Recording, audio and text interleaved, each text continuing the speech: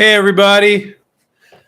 We are going to do a full hour of question and answer on licensing your products, selling your ideas for royalties. My name is Andrew Krause, and I co-founded this business with Stephen Key. The monitor's jumping up and down. About 22 years ago. And we've been coaching and mentoring inventors ever since. So if you've been doing this over 22 years and you're not good at it, you better get out. And I think we're pretty damn good at it, but hey, I'm biased, right? If you guys can go ahead and type your questions into the chat, that would be fantastic. Just good time for a disclaimer. Anything I share with you today should not be considered legal advice. Please consult your attorney if you're looking for legal advice. So that's my little disclaimer. Also, the other thing I'll say is the main focus of our channel is inventors licensing their products. So when you license a product to a big company, you don't need to raise money. It's their money. You don't need to hire employees. It's all their employees. And you don't need to try to get distribution because they already have all the distribution, because you're reaching out to companies that have great distribution, money, and workforce, and then you're just going to dump the project on them. I don't like to use the word dump. I say that jokingly. And then it's all their job, because you're creative. A lot of companies have some creative people in it, of course, but you're coming at it from a different angle. You're seeing things they didn't see. And so never devalue what you're bringing to the table, but also value tremendously what they're bringing to the table, which is the money, the workforce, and the distribution. And then you just move off to your next product, right? So that's a beautiful thing. If you guys go ahead and type into, everybody hears me? So somebody type yes, and let's just do that test. That's always good. It's always kind of silly when you talk for 5 minutes and people are like, I can't hear you. But that happens pretty rarely. So if somebody could type in yes, there we go. Thank you, Dolly and Alexandre. That's good. Alexandre's a regular. Matt Miller. Okay, cool. All right. So let's jump into some Q&A. You guys know I really like to attack it for a full hour. We got 56 minutes left here. So let's hit it. If you want to type your first name, great. Otherwise, whatever silly handle you have, I'll go ahead and read that or part of it. Sometimes it's too long to read. But Lowboy says, hey, Andrew, I've been communicating back and forth with a very large company about one of our products. They are not interested in licensing it. However, they're interested in a quote for 1,000. I'm going to read the rest of it. 1,000, 2,000, and 5,000 units. We don't have the ability to venture, but they are willing to give us contact information for manufacturers that sell them apparel. Doesn't sound like you're reaching out to a potential licensee. Sounds like you're talking to a distributor or a retailer to me. They don't sound like a potential licensee because they're not manufacturing stuff themselves. Would it be a good idea to reach out to these companies for licensing since they're already in demand, since there is already a demand for the product with the company they already do business with? Absolutely. We call that at InventRight pull-through marketing. So really, it's not the first. I'm assuming this is not a potential licensee. So you reached out to somebody, they're a retailer or distributor. They're not a manufacturer that has their own brand. And they're saying, hey, we kind of like this. Can we give us a quote for 1,000, 2,000, 5,000 units? And so this isn't the main approach that we teach people to use initially, but you should absolutely leverage that. So when you reach out to the companies they give you, the companies they do business with, and you make your list of potential licensees, which my guess, Lowboy, is you're not making your list right. You're making a list and you just got a distributor or retailer on there by accident. You're confused or whatever. But you reach out to the companies that sell at the retailer. So absolutely, you can now go to those companies that sell this distributor or retailer the product that says they want 1,000, 2,000, 5,000 units, a quote for that.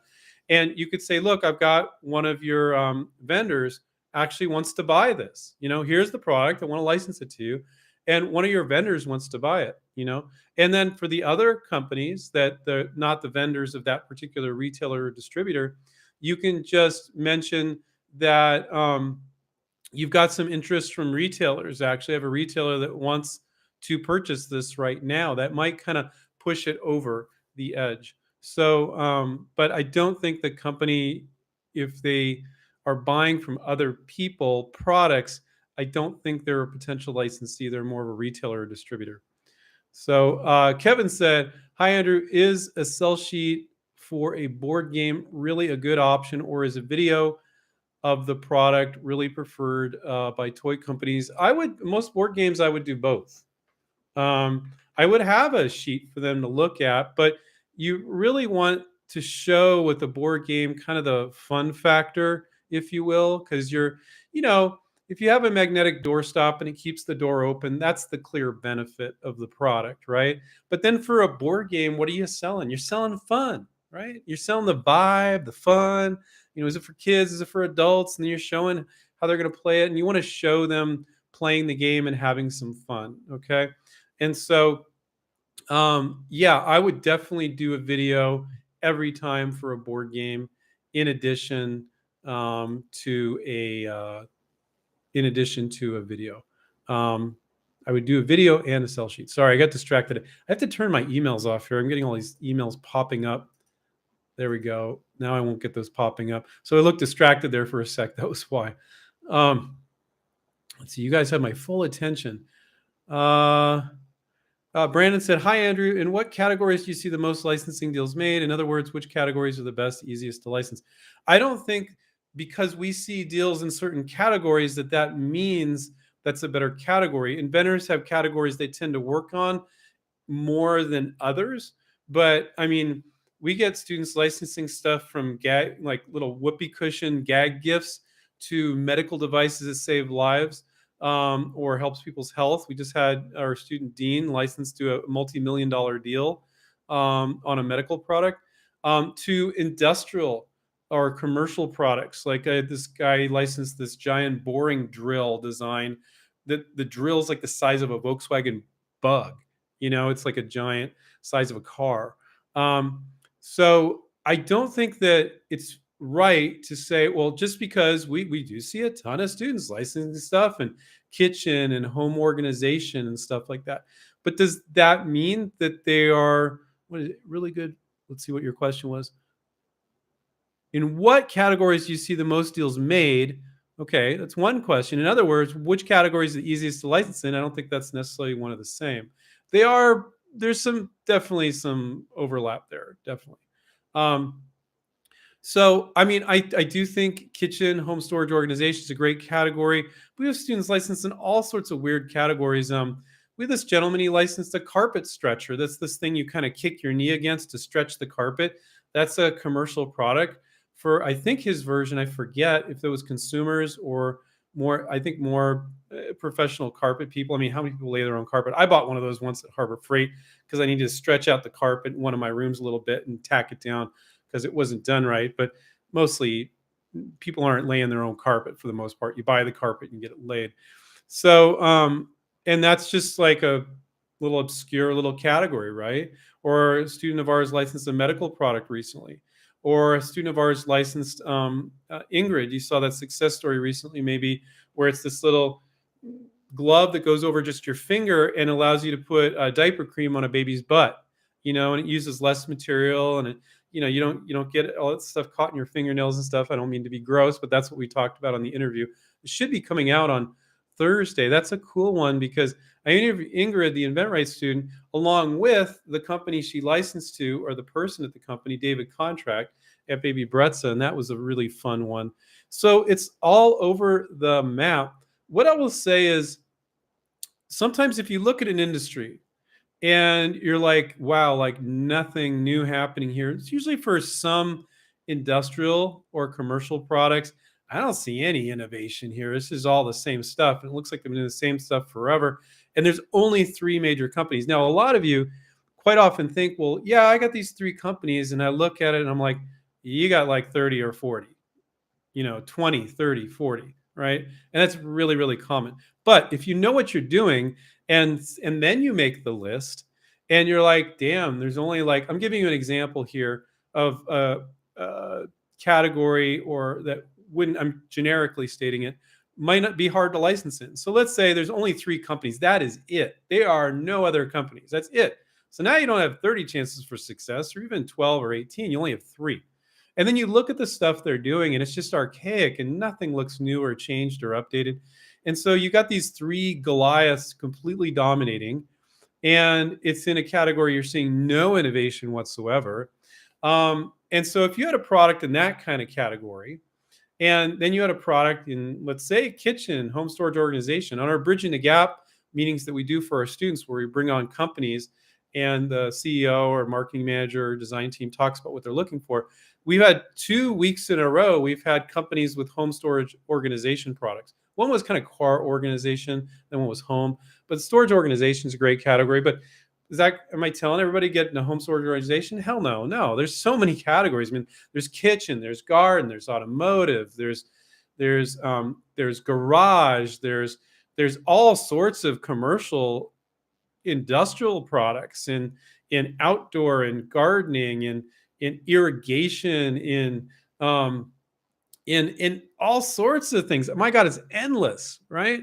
And so if you find a passion for it, but if you just want to get started, first off, if you get started and you get some experience and you move to a different category, that's fine. But if you're going to play this long-term game and you want to be a professional product developer, when I say professional, could be 2 to 6 hours a week, and you work your 40, 50-hour week job, and you do that just fine on the side, and you spend 2 to 6 hours a week.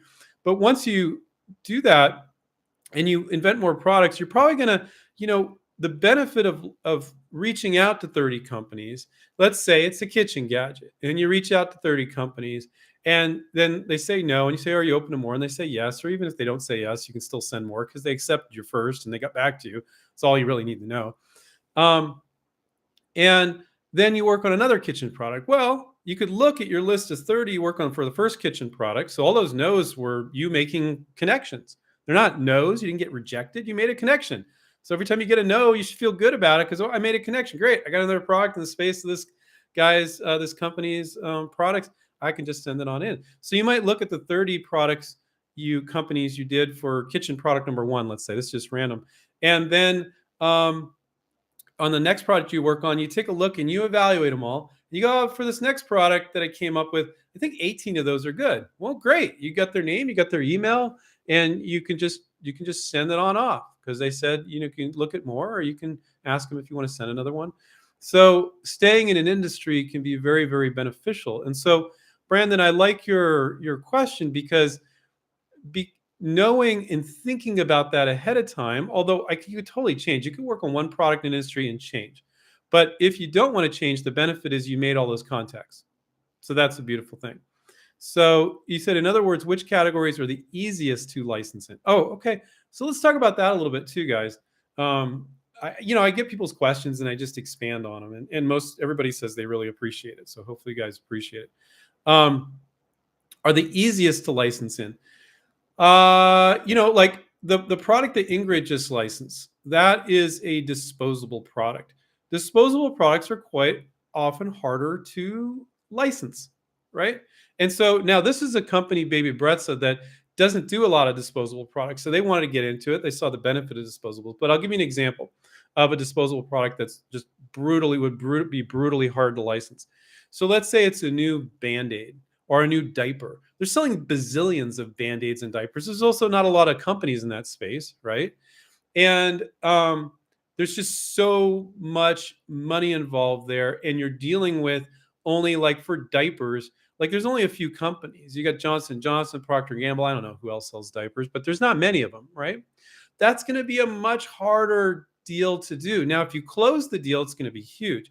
Now, Ingrid, she closed the deal with a company that doesn't typically do consumables, but they wanted to get into it. They were excited about it.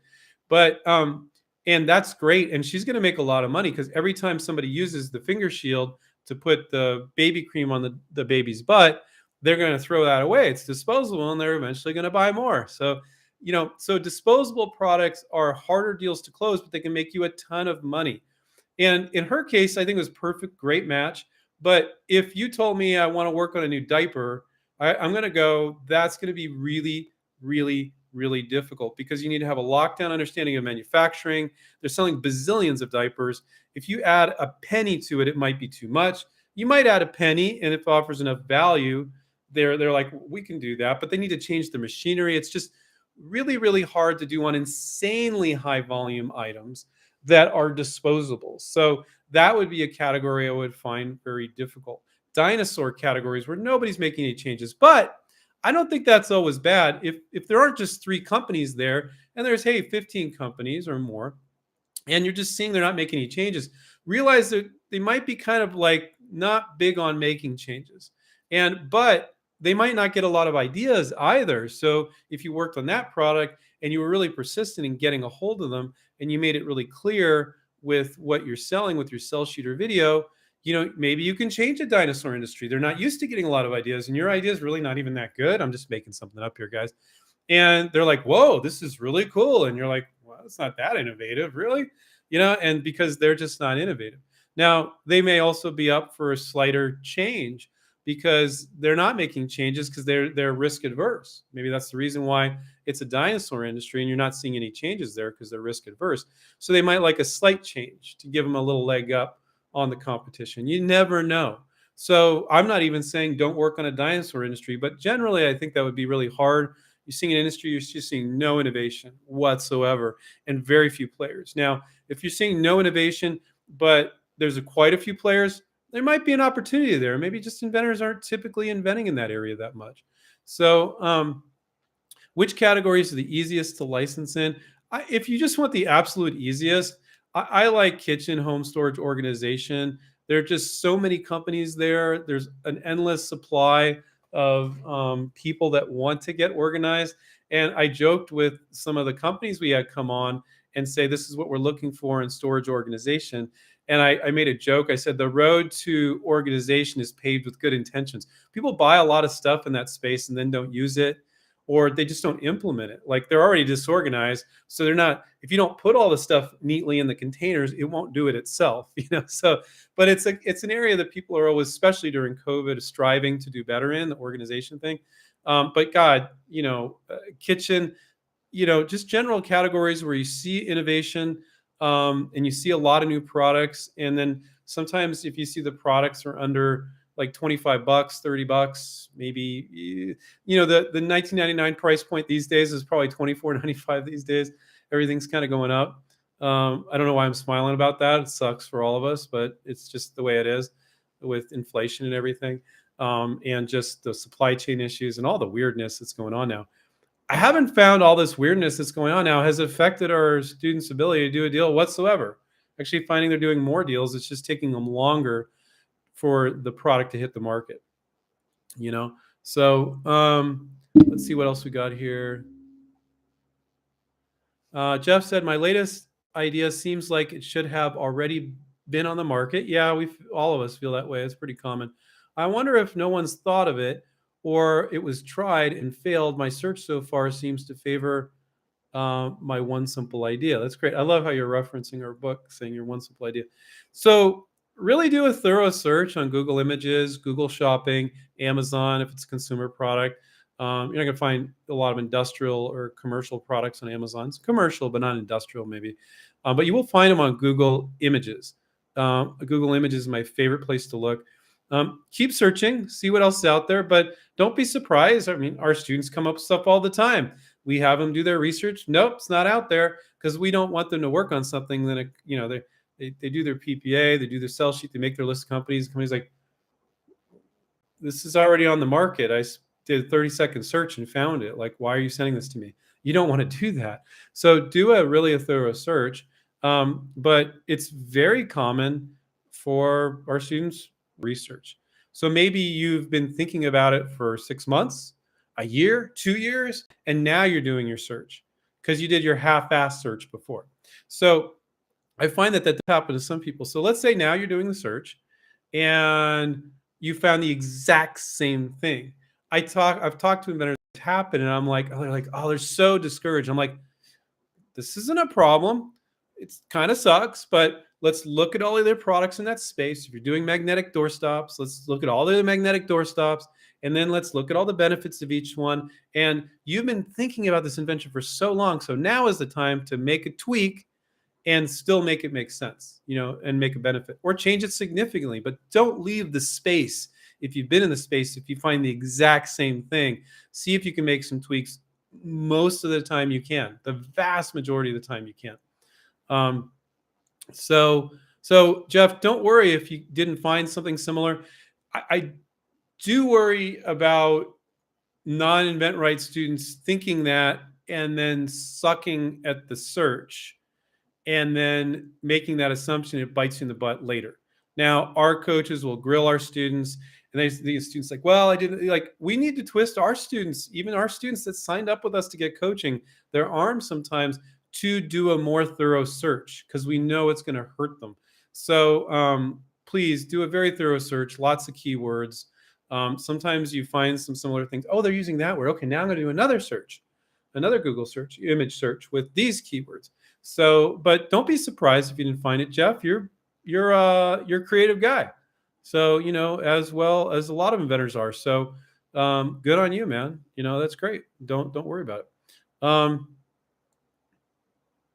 John said after the sell sheet was sent and reviewed, and the company says something like, "We are not interested in discussing your idea further."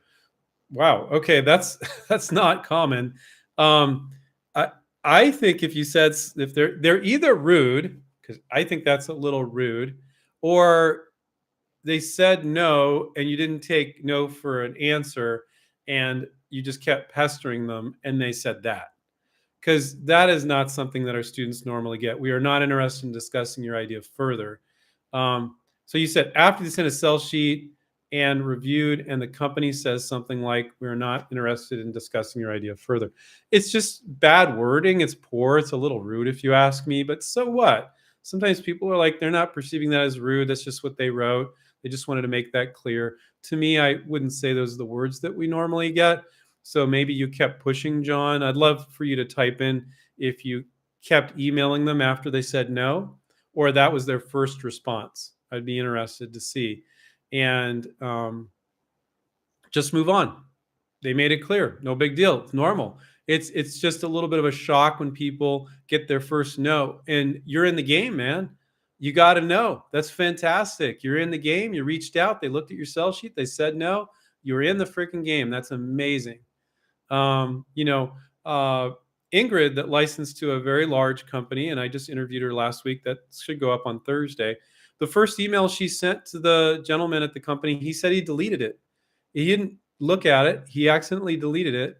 And then she sent it again later, and he got back to her within 40 minutes going, "Oh my God, I love this idea." They are busy. They're inundated with emails. And you got to realize that. So you need to reach out many times. But you got your first no. I don't know if that's your first no, but that's fantastic. That's great. So people are tripping out like, you got to know, Andrew. Why is that great? It's like he's in the game. That's why it's great. Dolly said, my invention was turned down by Hasbro and Mattel. Mattel said there was something similar to it on the market, but I've never seen one. It's sold on Etsy, but it's not the same as what we've made. Well, it doesn't matter. They took a look at your product and they're saying, you can't, sometimes they're just trying to give you a reason just that they said no. And sometimes it's accurate and sometimes it's just something they said. And they don't want to get into all the details. They don't have the time. Look, there's something similar and it's not right for us. And okay. And then you want to go back and forth 20 times. That's going to make them not want to work with you more. So, I think going back and saying, no problem, I completely understand. Here's what I think my clear point of difference with this other product is. But if that's not enough for you to be interested, I completely understand. But if based on restating my point of difference, if you're interested, feel free to reach back out to me. I'll be sending you more ideas in the future. That's just really professional. So that's what I would do, Dolly. State your point of difference, but not in a whiny way. Just kind of state it, and then you're done. You sent him your sell sheet or your video. You stated your point of difference one more time. And, here's my clear point of difference. But if you don't think it's a big enough or you're not intrigued by that point of difference with regards to this other product, I completely understand. So thank you so much. I look forward to sending you more ideas. Okay. So, and then when a company shows interest, you want to get on the phone and talk to them right away. So, William says, is it possible to have another As Seen on TV guest on in the future? This market channel seems to be changing a lot. I don't see many commercials anymore, and the products aren't at Walmart as much. Yeah, I do think it's fascinating what's happening with the As Seen on TV companies. Stephen and myself, as the co-founders here, we're kind of aware of some of them. Some of them are changing their business model a little bit. Before, they were always going for the big giant hit, right? And that makes insane money, And they still want that, of course. They're still doing infomercials. They're online. They're on direct, other platforms like Hulu and Netflix and other things like that, I'm sure, as well. But some of them are really going to direct to consumer on the internet and marketing, like their video is like on Facebook, as an advertisement or on somewhere else. And there's one company in particular that was interesting in that they said, we either want products now, which is not at all the case in the past, that are a right match for our existing product lines. We're here, here, and here, or something that could be a new product line. Like we'll look at something that could be a new line, but if it's not something we can add other products to, you don't have to have all those products, but they would want to come up with, then we're not interested, because retailers are telling us they want to see a product line. If we sell a pet product, they want more than one pet product. If we sell a kitchen product, they want more than one kitchen product, so they can show an entire line in the as seen on TV category at these retailers. So I think retailers always really like the as seen on TV, because they would spend insane amounts of money to advertise, create all this awareness, and then people will go, yeah, I'm not ordering from the 800 number or website, but then they see it in the store and they're like, well, I'll just throw it in my shopping cart here. And if I don't like it, I'll just return it next time I come back to Walmart. Or back in the olden days, way, way back, some of these DRTV companies were really screwing people over. Like, they make it really hard. They send you two instead of one and bill you twice. And they make it really hard to return. They did all that crap. They don't do that kind of stuff anymore, to the best of my knowledge. They need to, the product needs to be good enough quality too.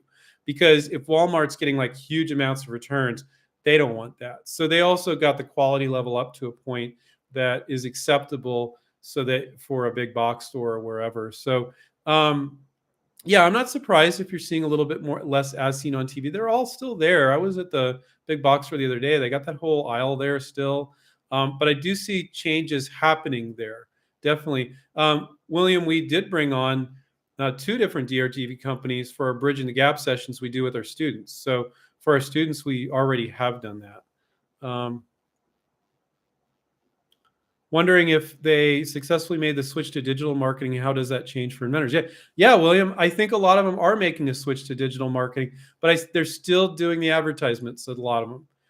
There was only like 5 major DRTV companies to begin with, and a bunch of those were owned by the Kabani brothers. So there weren't that many to begin with. So I think it is changing, and I think if we had this conversation like 3 or 4 years from now, it's going to change again. It's kind of a get rich quick area, but I don't think it's as get rich quick now, because they're willing to take on smaller products that don't have to go huge, because they're not spending giant ad spends elsewhere. And if it's not working really quick with digital marketing on like a Facebook or other platforms, they kind of kick it to the curb and make some tweaks. So it's becoming a different animal. I agree with you. And I think it's something to be discussed. I couldn't agree with you more. Tua said, hey, Andrew, is it wise decision to approach companies abroad? I live in Australia and just wondering if it's worth the effort of approaching companies, say, in the USA. Tua, after US and Canada, we have more students in Australia than any other country. Australians are very inventive folks. I'm going to answer your question, and you really got to listen to this. If you're in Australia and you're only reaching out to Australian companies, you'll probably never license anything. Dramatic pause. Okay. So anybody that is in outside of Europe, Australia, and Canada should be focusing on Europe, Australia, and Canada, not whatever country you're in. That's fine if you want to reach out to some companies in Australia too. But if you limit in Australia too, I know you know this terminology, because I've talked to many Australians about it. There's still a little bit of what they call the tall poppy syndrome. And that means, a poppy is a flower, and the flower grows too high and they just chop it down. So in the US, and I've talked about this before, there's a lot of not so perfect things about the US. I'm a very proud American, but at the same time, I'll acknowledge we have issues. But one thing that's really cool in the US is we believe it's part of our core, whether or not it's true. I think it is, without a doubt. I'm the son of an immigrant. My dad immigrated here from Germany when he's 24 or something like that. He's a huge success story. We have this feeling like anybody can make it here. It doesn't matter what your education is. You don't have to be born into a wealthy family or a prestigious family or any of that garbage that I hate that I see in other countries. Anybody can make it. So, and even in corporate America, even though people are working in corporate America, that's the American mentality, right? And so when somebody gets it, in other countries and they get this tall poppy syndrome, like, who are you? You're not a big company. You're just an individual. Like, we're not listening to you. And they're still, according to the people I've talked to in Australia, the inventors I've talked to, they say, oh, yeah, it's very much still a factor here. Also, Australia is a very large country, but it's just not a lot of volume there, right? Now, if that Australian company is really big in the US and Canada or Europe or something, great. That's the same as an American company to me. If it's a European company, it's really big in the US, same as an American company. Canadian, same as American company. Even Asian company, if they've got headquarters here and they're selling tons of product here in the US, same as an American company. You got Americans working there, okay? But the thing that you're going to shoot yourself in the foot with, Tua, is if you limit yourself to Australia, I'm saying the exact opposite. You pretty much shouldn't even bother with Australia. You should just be focusing on the US, Canada, and Europe. And so, yeah, you need to do a little more work in that they don't care where you're from. They don't care. So, but, I've found that our European, Australian students and others, they do a better job of making their list of companies because they don't assume who the retailers are. Americans go, well, the sporting goods store is near me, or this one and this one. And they're like, and that's the only people you're going to find potential licensees at. It's like, wow, you're limiting yourself. But then we got a European student. They're like, I don't know who the US retailers are. They research it online. They find them. Much bigger list of retailers and the companies that sell at those retailers, because you don't license the retailers. You license to manufacturers that sell at retailers. So I find our overseas students actually do a better job of it because they don't make assumptions. Don't be afraid of that, Tua. You can reach out on LinkedIn any time of day. You can also just add money to your Skype account. Add $10 to your Skype account. You call a US phone number for a few cents a minute. That's it. So there's no difference between you or somebody in California or Florida or Canada or Europe. And don't stick to Australia. You will not be successful if you do that. There's still a little bit of fight there. I'm not saying you couldn't license to an Australian company, especially if they're also selling in the US. But if they're only selling in Australia, kind of a red flag. They haven't really breached out. They're still a little too Australian, and they're probably not going to license a product from you. But would I add them to the list? Absolutely. I mean, it'd be beautiful to license a product in your home country as well. And if you license it to a company, let's say that's really big in the US and Canada, and they're not selling it all in Australia, keep your Australian rights. If you want to try to license to a company in Australia, but it probably won't add up to that much because the volume's not there and the attitude isn't quite as good about receiving ideas from inventors. So I'm just telling you guys like it is. But would I still reach out to a few Australian companies? Sure, why not? Sure. Jeremy says, does my prototype need to be in the final design, or can it just be a rough idea of how the invention works? This option means there is more problem solving to figure out and the details of how it'll work. So it really depends, Jeremy. I mean, the vast majority of our InventRight students, they are doing a virtual prototype with us, and you see the product and you see the marketing and you just get it. So you don't need a finished production ready prototype, or quite often a prototype at all. But you don't want to be the wacky inventor that's like, I always give this example, it's a silly example. You say, well, I've invented a robot that jumps up on your roof and shingles your house, so people don't need to sweat or risk falling off the roof, and it'll be cheaper for the contractor that shingles roofs. And then the company, this is a silly example, guys, but an extreme example to make the point. And the company says, well, that looks incredible. How do we do that? And you're like, I don't know, but it's a good idea. Okay, that's wacky inventor territory, guys. Don't do that. You have no experience in robotics, know nothing about how to make a robot that jumps up on your roof and shingles your house, but yet you're trying to sell that. That's freaking ridiculous. Don't do that. Okay, that's not what I'm talking about. But quite often you can see a few products that are out there, and then you understand your change. You might not even understand how the product is made, but you understand your little change to it. Like the hinge over here works this way. And you can actually cite when they ask you, well, how are we going to do this? Well, there's that and that product, and I just changed this piece, and those are selling for $19.95 and 25 $4.95. So, and they're like, oh, yeah, we can do that. To give us we're going to go get some quotes overseas, maybe just to make sure. But okay. And that was good enough. This perception that you need to have it worked out or have a working prototype and all that, that's just utter BS. You don't. But you do need to have a feeling that it could be done. If you're 70% sure they could do it, that's good enough. You don't have to be able to do it, though. That's why creating a virtual prototype can be great. Or maybe you threw something together, Jeremy, like you throw a virtual prototype together for the sell sheet for your marketing piece. But let's say it's a dog toy and you buy something down at the Petco or PetSmart, and you duct tape it and you change something about it, and you show a video throwing it, and your dog's playing it going crazy, and it's got duct tape on it, and you can see it in the video, but they can see the dog enjoying it. Now they're seeing the virtual prototype in the sell sheet, but they're seeing you demonstrate it if that's necessary. A lot of products you don't need to demonstrate it, and they know it. They can see that's a crude prototype, but that's fine. So these are just some random examples, guys. It depends on your particular product, but you don't need to figure out all the little details. No, absolutely not. When I had Ingrid on, who just like did a really big deal with baby Bretza, and it's just like a shield that goes over your finger made of a soft paper material to put diaper cream on a baby's butt. Okay. Her prototype was sewn by hand. Now, David, the licensee, the company that licensed it, they figured out how to heat seal it. And it needed to be heat sealed so it didn't scratch the baby's butt, right? And it's funny talking about babies' butts. It's so damn cute. But anyway, so she knew nothing about it. She knew nothing about heel sealing, nothing. So when I interviewed her, I said that, and David's like, no, we got it from there. So it really depends on the particular situation. But Ingrid knew nothing about heat sealing these two pieces of material together.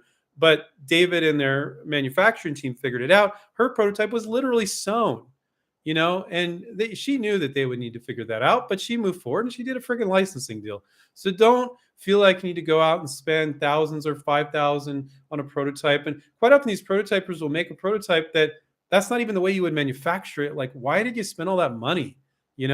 But it depends. It's a case by case basis, but the vast majority of our students can get away with a virtual prototype and get an idea of any potential issues so you can address them when they bring them up for the ones that show interest, and that's perfectly okay. If you don't have it all worked out, they won't run for the hills because you said, I don't have it all worked out.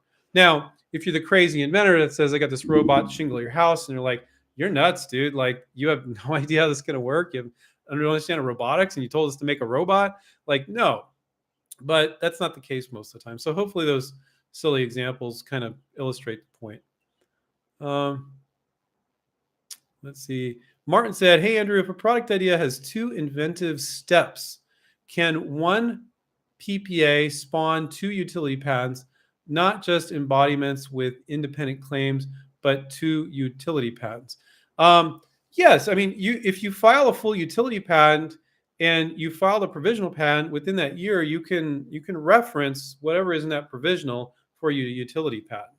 You absolutely can.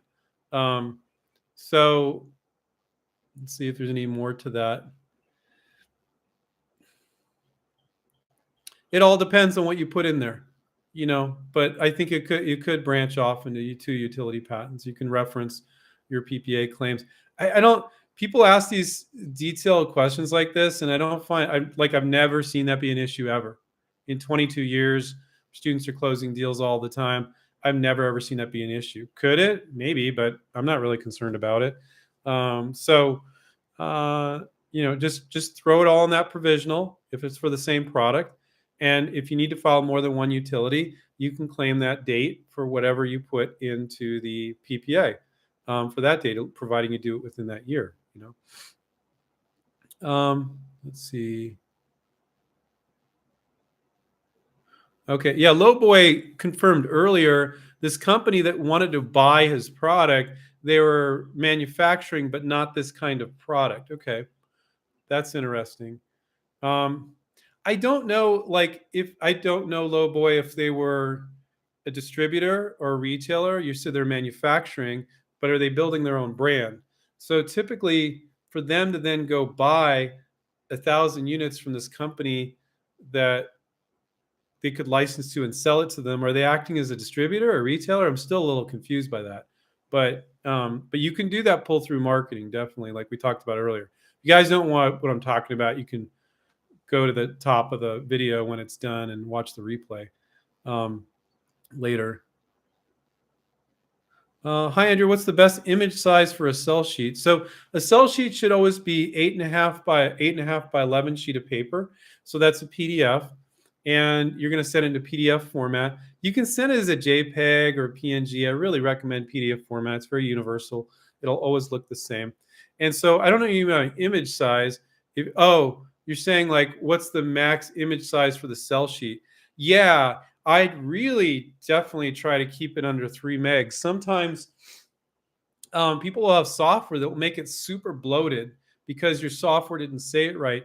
If your sell sheet is more than 3 megabytes, I think you did something really wrong, because that can bloat up to like 5 megabytes, in an email, and then it might not get through to the person. So really, you really should always try to keep it under 3 megabytes. If it's not, you need to get somebody with the software to save it as a PDF where it's going to be a smaller file size. That's actually important. So thank you. That was a good question.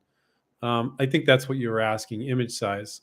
So, but hey, I gave additional info.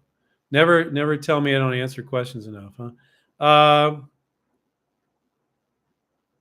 Oh, okay. Yeah. Chavez said, what are the computer requirements for Smart IP? That's our software you guys can use to file a provisional patent application. Just a computer. He said Chromebook, Apple. You could do that on a Chromebook because it's all online. It's on our website, and it's an online-based application. So you could use even your Chromebook, because it's just a web page that you go in, you fill the info out, and then it sends it back to you.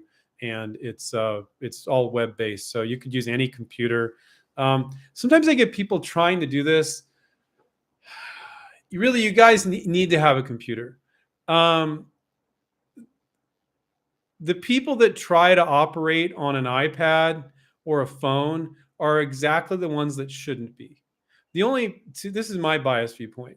So we catch some of our students, they're like, well, I don't have a computer, I just do everything from my phone. I'm like, no, that's not good, guys. I don't care if you need to buy an old PC for $150. Do that. I mean, I'm a Mac guy, but buy an old Mac. I have this Mac that wasn't working that great. I wiped it clean. I just put the internet on it. I use it in our kitchen just as a web browser, because I was like, damn, I can only get $200 for this thing. It works great. So to me, guys, like, I don't think you guys are really serious about this if you don't get a computer of some kind. If you're just trying to do this all. Now, the only exception I'm going to make is if you're super geeky, you could use an iPad Pro with a keyboard attached to it. But it's like, I don't know how to do attachments well on my iPad Pro. I just go to my freaking computer. It's 1,000 times easier. So you get, like, sometimes older people, like, they'll get an iPad because it's simple and they like it. And for the few things they do, it's okay. But it's actually harder than a computer when you're doing attachments and you're doing different things like that. I really firmly believe that all inventors should be using a computer for their work and shouldn't just be using a phone or an iPad.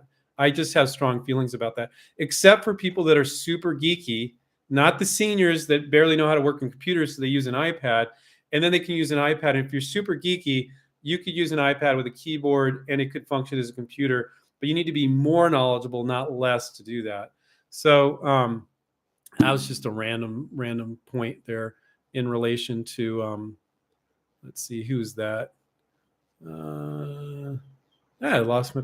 Oh yeah, Chavez was just asking for Smart IP. What kind of computer do you need? So any computer will work fine there. Okay. Oh, okay. This is interesting. Tiger Fan said, "Hi Andrew, I would like to put an ad in License Magazine for the upcoming expo in Vegas. What can I do to best be prepared in the event a licensee reaches out? What questions do they normally ask?" Tiger Fan, I'm going to save you a bunch of money and hassle here. So the licensing expo, I'm assuming you're talking about the licensing magazine that's tied to Licensing Expo. None of you should be going to the Licensing Expo. But Andrew, we're working on licensing our products. 99.9% of you should not be at the licensing expo. If you already live in Vegas, like me, I'm in Henderson next to Vegas, and you just want to check it out, fine, go by there for the day. But don't fly, get a hotel room, do all that. You guys are not missing out. The licensing expo is a brand licensing expo. Okay. These aren't companies there that are looking to license your product. That's not what it is. Every year I correct our students and our fans on this. That's not what the licensing expo is. If you are Disney, if you are the NFL, if you're any one of these people that have these brands, you go there, you get a booth. Okay. So you got this trade show. You got all these people with booths with brands. Like my daughter was watching Descendants. That's a Disney brand, right? And they're trapped on this island with heroes and anti-hero and the bad guys. Anyway, so if they might be there, Disney might be there, and they have a booth that's Descendants, right? Or Cars or Mickey Mouse or whatever the heck brands they're looking to license. And they built up this brand, right? It's a TV show, it's a sports team, it's any brand that people are familiar with. It could be Caterpillar. Caterpillar does a lot of licensing. They do the dump trucks and stuff, and they license rights for people to put Caterpillar on a boombox, on anything. Okay, so that is there who has the booths. The people that are walking around are companies that are manufacturing products and actively want to get these brands to put the brand on the product. So if they're making T-shirts and they want to put Mickey Mouse on it, they talk to the guy in the booth at Disney and go, hey, I want to put Mickey Mouse on this T-shirt, okay? And then they need to pay the brand a royalty to use Mickey Mouse on the T-shirt, or a certain NFL team, or a certain Disney thing, or Caterpillar, for the company that does the big earth moving equipment, because they want to put it on tools or whatever. I'm just making stuff up, guys. All right. So, putting an ad in a licensing expo, Tiger fan, would be a monumental waste of money for you. Any of you going to the licensing expo would be a monumental waste of money. Every year I talk about this. So now, if you've got a business and you're manufacturing your product, and it's not what that's not what this channel is about. It's about licensing, right? So now realize, when you license to a company that has that brand license too, they need to pay Disney a royalty to put Mickey Mouse on there, and they need to pay you a royalty too. So expect a lower royalty, but you're going to sell more because it's freaking Mickey Mouse on there, or whatever, or an NFL team. So, but yeah, that wouldn't make sense, Tiger fan. So hopefully that was helpful.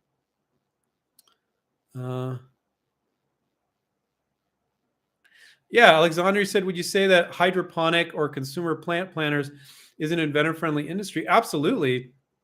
That industry is booming. I mean, you got home users that are just doing their own plants, and, whether they're doing vegetables or whether they're doing herbs or different things. And then you got the marijuana crowd too. That industry has been absolutely going through the roof with legal and medical marijuana, with the hydroponics. So yeah, I think it's a great category, definitely. And in a lot of states now, I believe you can grow a certain amount of marijuana in your backyard completely legally. So the hydroponic industry has just been booming because of that. And I think also in the consumer area, that can be consumer too if you're growing your own pot. But if in the consumer area, a lot of people are growing their own veggies and herbs and stuff. As our population ages, people it's very back to nature, very spiritual, whatever you want to call it, to kind of go back and garden and stuff. So I think that is a good category as well. So I think it's good all around, Alexandria. I think it's great. My 2 cents says, as new materials come out, is making something out of a new, stronger, tougher material really new? It really depends on the product. I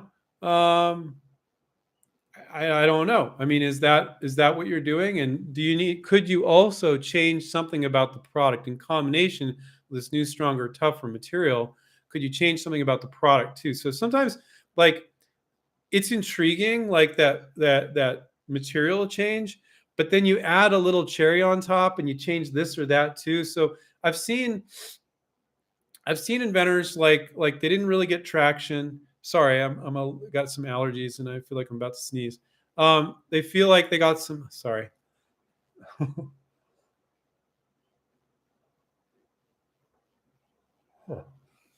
Okay. You just kind of take a look at they're not getting traction on what they're sending, and then they add a little something to it. Not that you want to be a kitchen sink or Swiss Army knife inventor where you're adding everything in the kitchen sink in there, but you can add something to it. It just that combination of those two things is enough. But just the material, I don't know if that's enough. I cannot say my 2 cents if that's enough or not without looking at the product. Maybe that new material change just made all the difference in this product. Made it out of carbon fiber, and wow, it's like and it has. What I'll say is, if changing material has this set of benefits, it's those benefits you're selling, not the new material you're selling. You're always selling the benefits. So the question I would pose, which will be beneficial for everyone, is this new, stronger material? What are the benefits of that? Sell those benefits. Okay. Like if people are making out something right now and it's just breaking left and right, and this thing couldn't even break if you tried to, that's huge. But it's just this new material that's kind of tougher. It's kind of better than this other one, but the other ones work okay. Like maybe not. So it really depends. Um, let's see. Molly said, "I'd love to look at the sell sheets from the 4 new product launches you sent out today. Is that possible?" Yet 4 new product launches you sent out. Did we send them out today? Oh yeah, with the newsletter. We sent a newsletter with 4 new. Um, I think those are all those inventors as confidential information on their sell sheets. I think that would be a great learning tool, where you'd have an InventRight student license a product, and then you show their prior sell sheet. We've done success stories where we brought their sell sheet on, and it wasn't like it was just like okay, or it was really good, and they're like, yeah, I'm surprised I licensed this poor sell sheet. And the other one's like, you licensed it because of this. So sometimes you can even have a okay sell sheet and still license it. But I really think it's very, very important that you put your best foot forward there. But yeah, I don't have time to gather all those right now for our YouTube crowd and then go over those and do case studies on each one of those. That seems like something more like what we do for our InventRight students. But it is a good suggestion, and we have done it with some prior success stories. I believe some inventors they might not want to show that for whatever intellectual properties. They showed one thing to the company, and then this came out. I can tell you, like for Dean, for example, he can't show the product yet because it's not on the market yet. That's a multi-million-dollar deal, so we definitely can't show his sell sheet. Ingrid, we could. I don't think we showed it on the video. Well, the video is not coming out till Thursday. I could consider putting that in there. Anyway, yeah, I think it's a great suggestion. I just don't. I got a lot of stuff going on. I don't know if I'd be able to implement it for our YouTube crowd, but possibly. How to become a student. Chill with AJ's. Their handle said how to become a student. Go to inventright.com. I'll type it in. inventRight.com, and then just click on contact us, and you can book an appointment with one of our counselors. But go ahead and look at the services page and look at all your different options, and then just a bunch of links on there to book with Sylvia or Dana, and book with one of them, and they'll talk to you. Even if you're not ready yet, just talk to them so they can explain how everything works, and then you can take your time. Sometimes people sign up within weeks or months or years, and that's perfectly fine. Neither of them are pushy. I'm their manager. We teach our salespeople to be super friendly. So if you just want to talk and you're not ready to sign up yet, or you might never sign up, just talk to us and we'll tell you how it works. Then you can be fully informed and make that decision. Okay, John said he said he got a no back from a company. He said they didn't say no. That's all they said was, we are not interested in discussing your idea further. Okay. I don't think, I said earlier that I thought that was rude. I don't think that's rude. I think they were just trying to be clear. Now I'm rethinking that. I don't think that was rude, John. I think that's perfectly okay. I think that some inventors will go, oh, but, and then they just keep pestering that one. So I think sometimes maybe the marketing managers need to feel like you need to be very clear. We're not interested in discussing it any further. And I can understand that if they've had some inventors that were unprofessional that didn't let it go. They didn't accept the no. So what I would do in that case, John, is just reply, if you had some unique point of difference, you could highlight that point of difference, and say, my unique point of difference is this, but I fully accept that you are not interested in looking this any further. But if you change your mind, let me know. And I look forward to sending you more ideas in the future. Thank you so much for your professionalism. Just say that, you know. The thought that you're going to get every company to give you all the little details on why they said no. If you guys are thinking you're going to get that, you're in for a world of hurt. Now, asking for it's okay if you're polite, and some will give it and some won't. I think this company probably won't, and that's perfectly fine. It's okay to ask. It's okay to also say, when they say no, say, no problem. I fully accept that this one's not right for you. If you have any, you could ask a specific question or two. If you could give me your take on the product or your concerns about it, great. If you're too busy, no worries. Really respectful. And I look forward to sending you more ideas in the future. So if you're that polite, they'll be like, damn, this guy is cool. But I've talked to some people at companies, and they're like, inventors get weird on us when we say no. And and some companies have closed their doors because of that. So don't be that inventor, guys. Let's see. Melanie, hey there. Would you recommend presenting an idea to a big company with only a provisional patent? Yeah, that's our whole approach, Melanie. The whole InventRight approach is to file a provisional patent application and approach all your potential licensees. You got a whole year to fish off the pier. And if you get interest, get them to give you the money for the patent.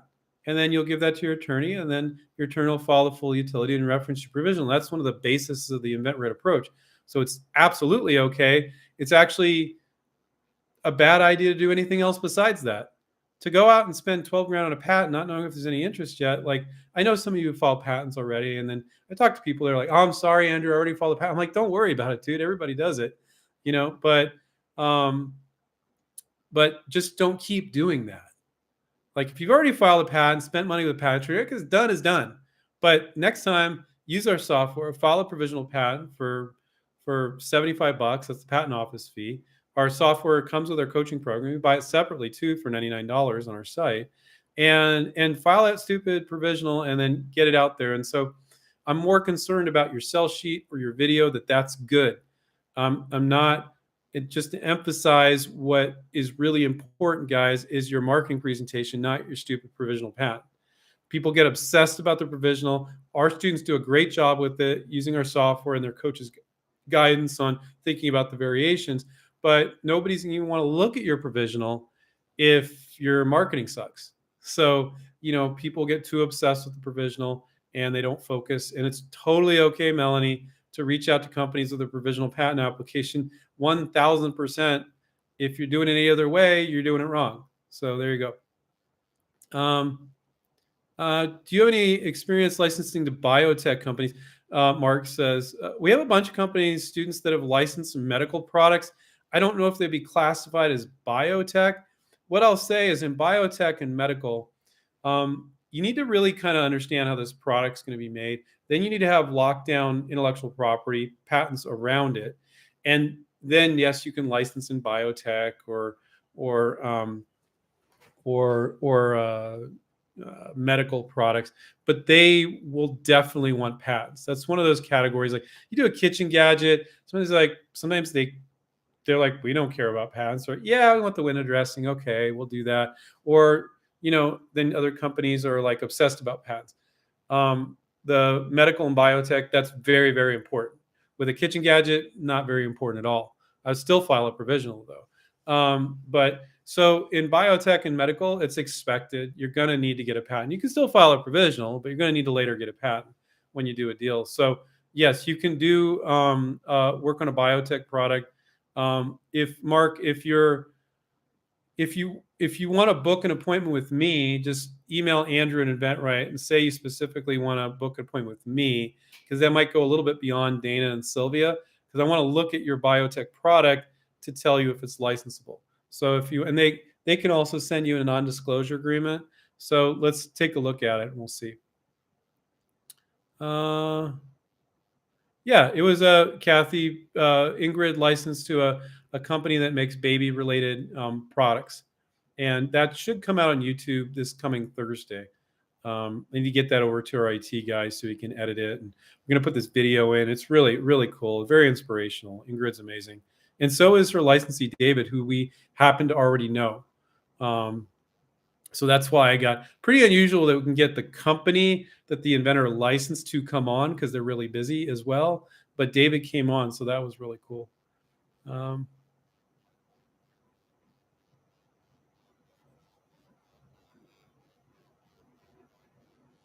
Matt said, "Hey, Andrew, thank you for another Monday. We appreciate it. Is there another way to send a video through email without going through YouTube?"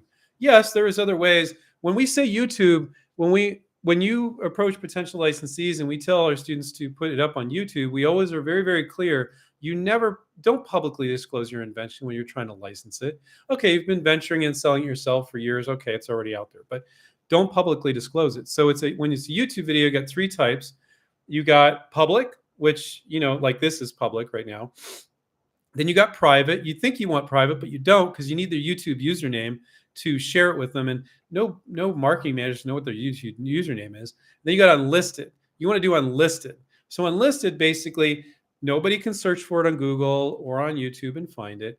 And only people that you send the link to can see it. So essentially, it's password protected because it's this giant long link with tons of letters and numbers, and only people with the link can see it. So that's essentially like a password.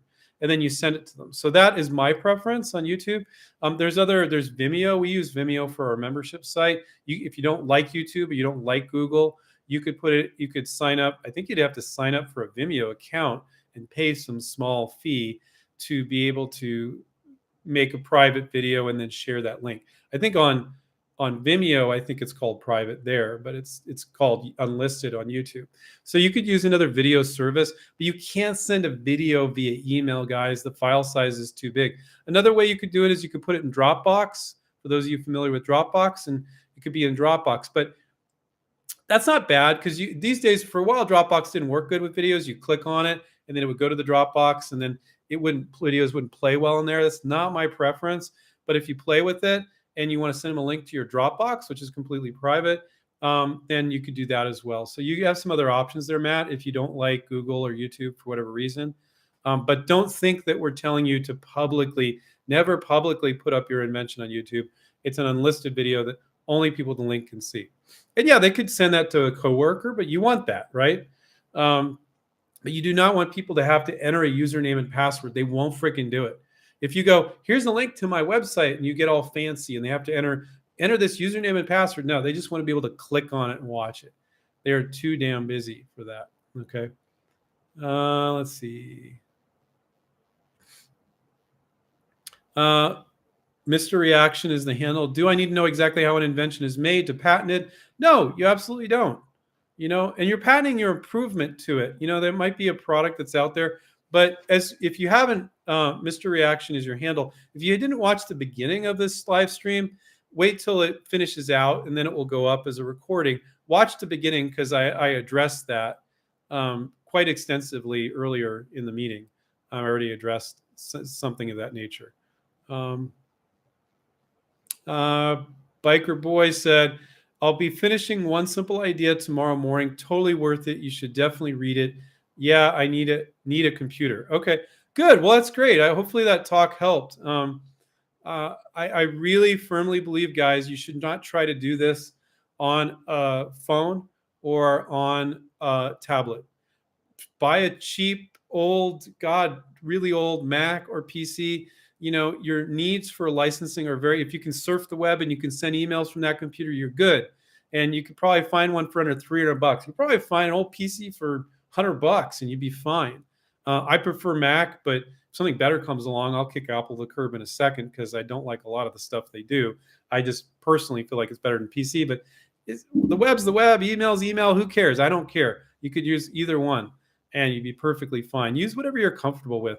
But if you don't have a computer, you probably don't have a computer because you're not that comfortable with computers. So get freaking comfortable with it. But what you need to do to get comfortable is not that big of a deal. If you're not big computer users, you need to know how to surf the web, how to bookmark stuff that you find on the web, and send emails and attach things to emails. And that's pretty much it. and recover a password. Click on forgot password on a account or something. If you know how to do that, you're good. So if you're just resistive to getting on computers and learning those few things, you should start doing that yesterday, in my opinion. Okay. Occasionally, we'll get a new student come on board. The onboarding student survey we send actually is a little bit of a test to see if some people don't have any computer skills, and then our head coach kind of talks to them. And sometimes we'll give people like a month, like you need to get a computer, or you need to use a computer at your house. You need to learn just these basic things that I just described, and then let's start. Okay. So it's probably not most of you, but if it's a few of you, or hey, maybe you're a computer user, but you just got used to using your phone and a tablet or whatever, get back to using a computer. Find an old computer lying around your house or something. Okay.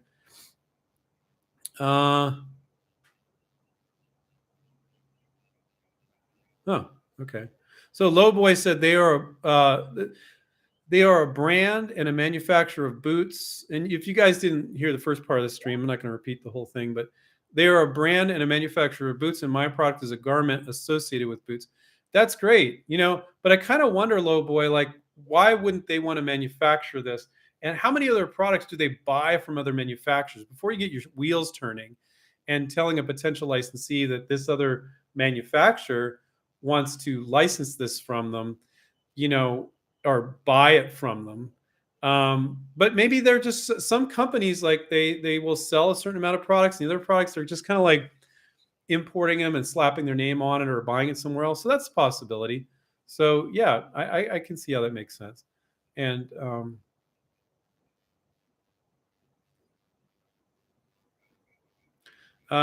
Davey said, I have an idea for a self-defense tool, which I believe I can actually prototype with a 3D printer. Would it be best to approach a licensee with this type of product idea?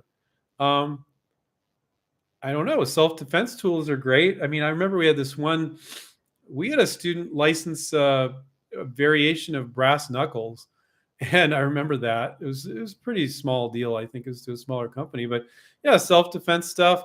I don't know if brass knuckles are. I was kind of tripping out on that product, to be honest with you.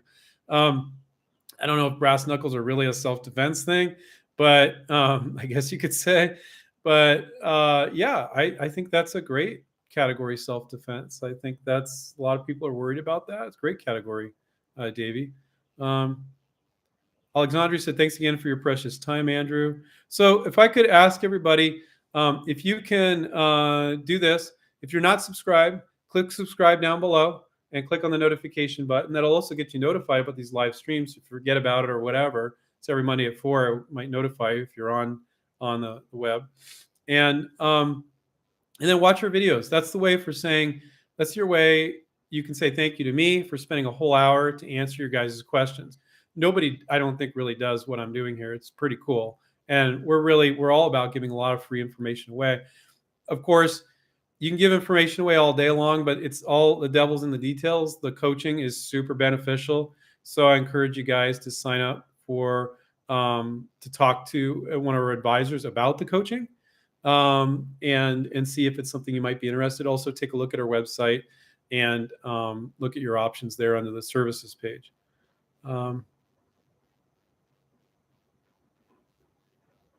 Veronica says, have you ever heard of a company signing and fulfilling on agreements with an inventory mandate? Yeah, we have minimum guarantees or other guarantees that they need to meet. Otherwise, you can take the product back. It can be minimum guarantees. It could be inventory. It could be you have to start delivering this product by this date. It can be all sorts of things in the licensing contract that you have to hold them to. So I don't know if that's what my business partner says she only is looking for licensors that are willing to have stock ready before presenting to retailers. She's a sales and merchandiser. I'm the designer. No, sometimes that's not how it always works. I think she's a little bit off. We have a teen brand. She's targeting multiple categories, jewelry, apparel. So it sounds like she has some experience in retail. I think it's very normal for the brand you try to license to want to show it to a retailer and go, are you interested? So you want to give them that authority. When you're trying to license, you want to say, yeah, you can reach out to some retailers and show it to them. That's what they're going to do. Expect that to happen. But to say that's really ridiculous, Veronica, that your partner says Well, I don't want them to show it to a retailer until the company I'm going to license it to has stock. Now, some brands that you license to, like they won't ask the retailers. They look at the product, believe in it, and they get some quotes to manufacture it. And they're like, this is good. We're going to launch this product, right? And they didn't show it to retailers or buyers. And others, if they can't show it to buyers, they aren't going to license it. They want to get an inkling of what the interest level is. So it's possible, but I really wouldn't want you to restrict, because there's really no downside in having them show it to companies, retailers that might be interested. So I just disagree with that. I wouldn't want you to limit your list that way. Mr. React said, I want to write my own PPA, but I'm worried I'm going to cover all the workarounds. Eventually, I'd like to license, but they might just use a workaround. So I'm sorry if you covered this already. So yeah, we teach our students to create all those workarounds. So what else I can tell you is a fact. In the 22 years we've been doing this, I've never had a student get knocked off, file a provisional, and provisionals haven't even been around that long. So, and get knocked off by a company that present it to. So hopefully that gives you some context to think that all these companies are just ready to screw you and work around you. Like, I've never had a student that I'm aware of present to a company came up with a workaround and said, screw you. Like, this is things that inventors worry about and just don't happen often. I've talked to inventors outside of InventRight where that's happened, but I can only control what we guide our students to do. And it's just never happened because they're acting super professional. So to worry about that is not something you should really worry about. And no, I'm not a patent attorney. We are not patent attorneys. And I did a disclaimer at the beginning there.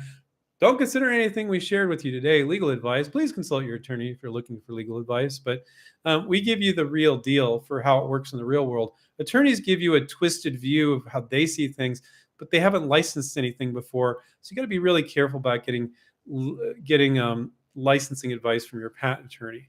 And so, anyway, so no, you don't need a website to do a board game. Somebody asked that. No, you don't need a website to do that. Video, YouTube video, unlisted that nobody can see except for people you send a link to, and a sell sheet, just fine. You don't need a website to license products. And if you guys ever do create a website, just be a one-page website that says, I design and license products. Don't put the products up there. No. But it's completely and utterly not necessary. But if you've been licensing for years and you're using your own domain name, like your first name, last name, designs.com, and people might go to that site, then maybe have a one-pager, but you guys definitely don't need that. We don't advise our students to create their own website for their business. You don't need that. All right, guys, take care, keep inventing, and I will be back here next Monday. See you guys. Bye.